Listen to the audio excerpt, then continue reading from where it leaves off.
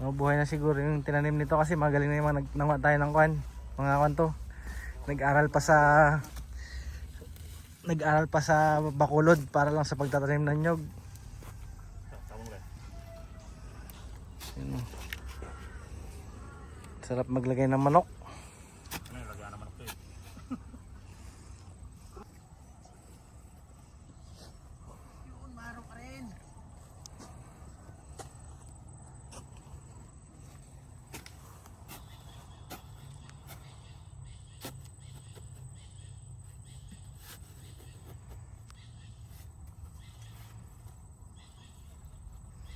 Nahirap-hirapan pa kami noon maghukay ng malalim, mababaw lang pala. Pag nagtanim pala, mababaw lang pala. Ito malalim kasi, hindi makahinga ba yung pinakapuno niya.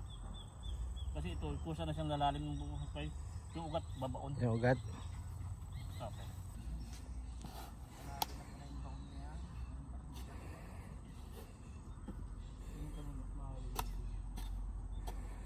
Yung ugat kasi, kusang babaon yun.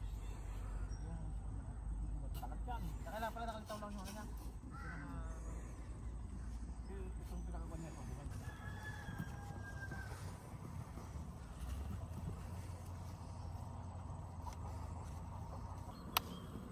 Mas laki din sila nagpapakat ng bubo.